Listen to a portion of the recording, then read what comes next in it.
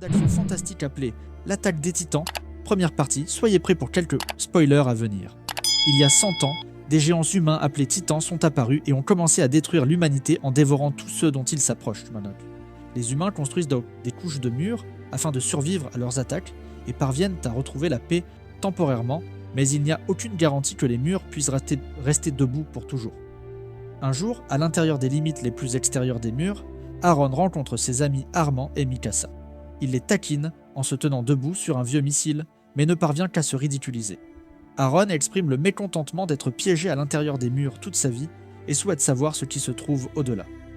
Il donne un coup de pied dans le missile de frustration pour révéler la peinture d'un océan qui étonne tout le monde.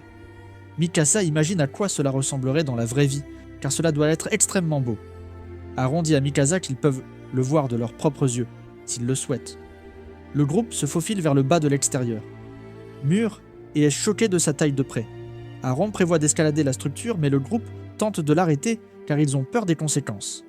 Armin prévient son ami qu'il y a de nombreux titans à l'extérieur, mais Aaron ne pense plus qu'ils existent car personne ne les a vus depuis 100 ans. Leur dispute est interrompue par la patrouille frontalière qui tente de les faire sortir de la zone réglementée.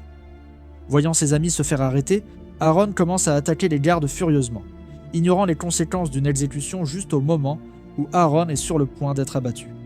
Zelda, une amie du père du garçon et capitaine des soldats, interrompt le combat et promet de discipliner personnellement les contrevenants. Lorsque les soldats sont partis, l'homme commence à se moquer des actions d'Aaron, mais sympathise avec le désir de liberté du garçon.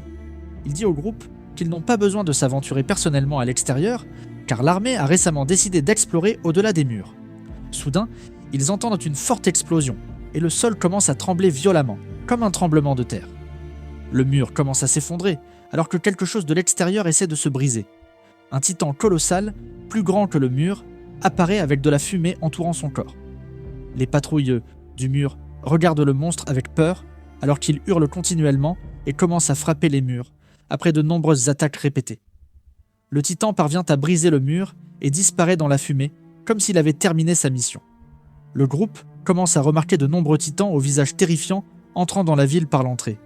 Les monstres se précipitent vers les gens, tandis que l'armée fait de son mieux pour défendre la ville, en tirant des boulets de canon sur les créatures.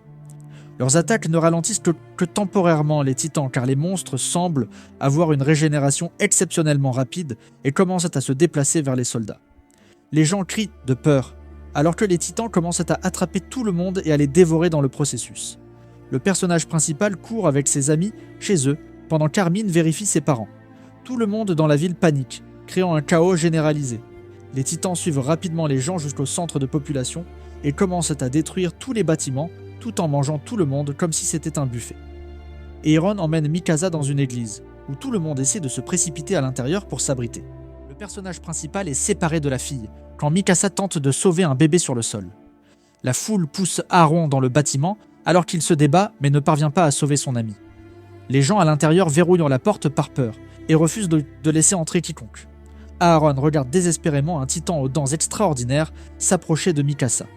Elle regarde le monstre avec terreur, mais accepte bientôt son sort en baissant la tête.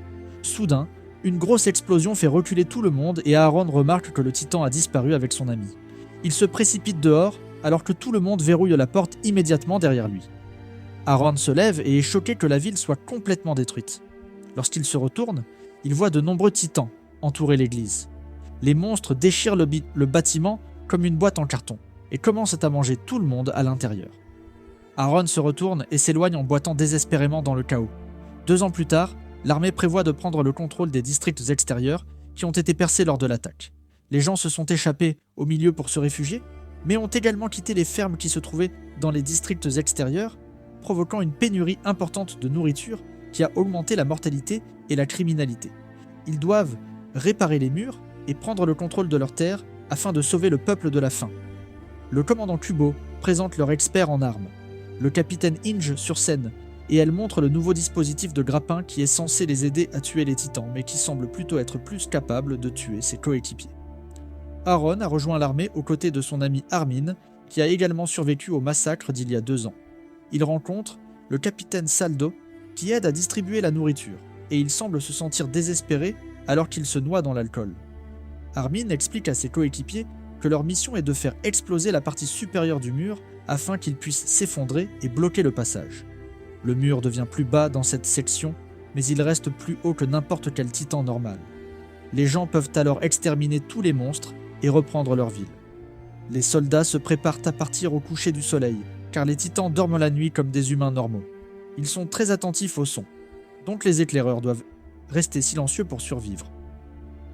La porte géante s'ouvre et les soldats se dirigent vers l'extérieur dans leur véhicule blindé alors qu'ils s'éloignent du deuxième mur.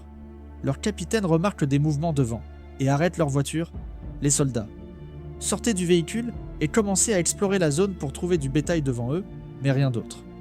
L'un de leurs coéquipiers, Iana, entend les pleurs d'un bébé à l'intérieur des bâtiments et décide d'enquêter malgré l'improbabilité du scénario. Elle se précipite pour aider, mais Aaron décide de la suivre et de la protéger en essayant de réparer son échec à protéger Mikasa. Il s'enfonce plus profondément dans les bâtiments et Aaron commence également à entendre les cris. Soudain, beaucoup de liquide collant tombe sur le visage de la fille et ils lèvent tous les deux les yeux pour voir un bébé titan manger un autre humain sur le toit. Le monstre tombe et commence à pleurer alors que les deux s'enfuient de la zone. Le bruit alerte le groupe à l'extérieur et le capitaine essaie de calmer tout le monde pour éviter d'attirer les titans avant qu'ils ne puissent finir de parler. L'homme est tué par l'un des titans cachés derrière les murs et Aaron court vers l'équipe tout en étant poursuivi par un groupe de géants. Le commandant remarque le danger et laisse les éclaireurs derrière lui alors qu'il s'éloigne rapidement sans autre choix.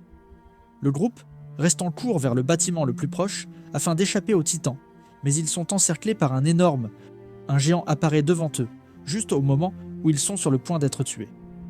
Le capitaine Shikishima de l'équipe de reconnaissance apparaît et frappe le titan en attaquant le point faible derrière le cou. Une autre femme arrive et tue le titan avec facilité. Elle atterrit à côté du monstre en train de s'évaporer et se retourne pour se révéler être Mikasa. Elle remarque Aaron, mais ne lui prête aucune attention. Le capitaine arrive devant elle et sourit. Les deux se dirigent vers les bâtiments. Aaron reste sous le choc de la rencontre. Il s'avère que Shikishima gardait les explosifs sur ordre du commandant, mais n'a pas été informé de l'emplacement exact afin d'éviter tout sabotage potentiel. Le commandant Kabo montre au capitaine le passage souterrain où il cache le dernier espoir de survie de l'humanité. L'un des coéquipiers, Jane, accuse Aaron d'avoir attiré les titans et d'avoir presque tué tout le monde. Ils commencent à se battre. Tout le monde les regarde avec frustration. Mikasa arrive et interrompt leur combat tandis que le capitaine demande le nom du personnage principal. Étonnamment, Shikishima semble savoir exactement d'où vient Aaron, après avoir appris son nom, et décide d'avoir une conversation avec le garçon en privé. Le capitaine veut savoir pourquoi Aaron déteste tant les titans, ce à quoi le garçon répond qu'ils sont responsables du vol de la liberté de l'humanité. Shikishima n'est pas d'accord, et blâme l'humanité elle-même avec la situation difficile actuelle, car s'enfermer dans des murs les a transformés en kados, qui ne savent pas comment se défendre. Le capitaine suggère qu'Aaron est un bétail, ce que le garçon nie avec colère. Shikishima sourit et encourage Aaron à abandonner ses peurs et à combattre les titans pour récupérer sa propre liberté. Plus tard, dans la journée, Aaron trouve Mikasa devant un piano cassé et lui dit qu'il est heureux de l'avoir en vie.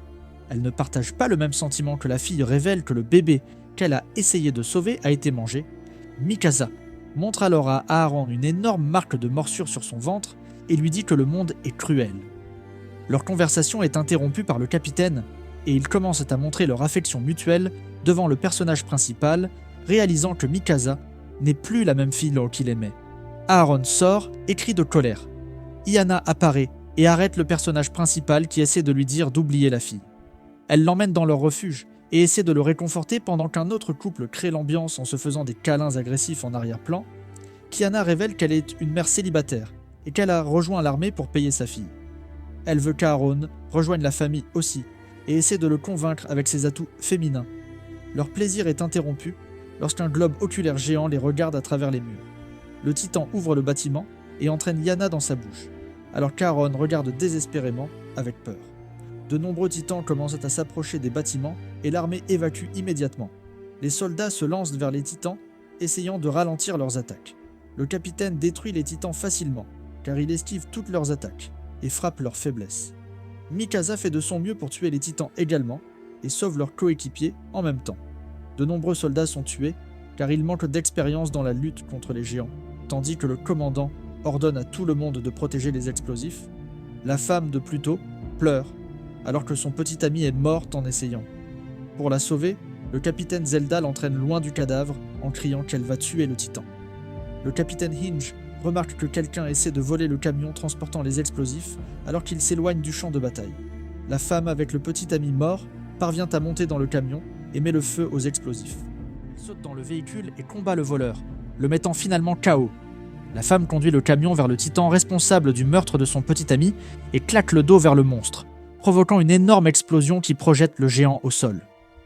Cependant, l'attaque est vaine car les titans se régénèrent rapidement et commencent à manger les gens une fois de plus.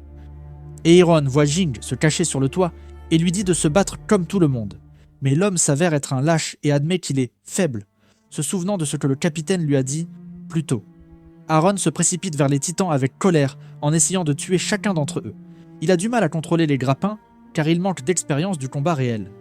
Shikishima voit la bravoure d'Aaron et commence à guider.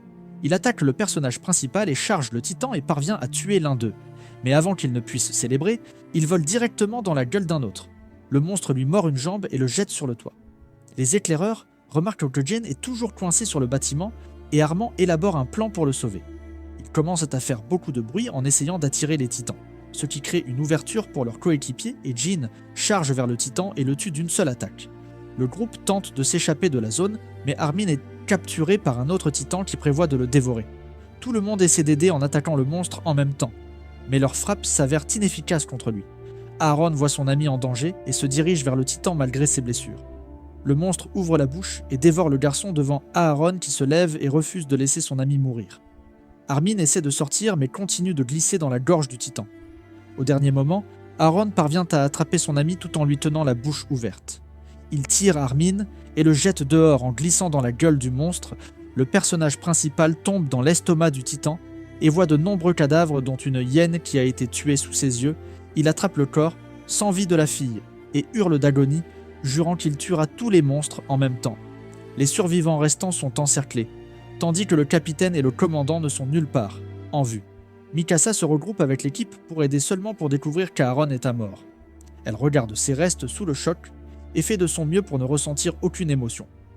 Mikasa décide d'attaquer les titans de front afin de créer une voie d'évasion pour ses coéquipiers. Elle charge les titans et les coupe un par un, mais son gaz s'épuise rapidement et elle s'écrase au sol. Le géant qui a dévoré Aaron marche vers la fille et Mikasa décide de se battre, jusqu'à la toute fin étrangement.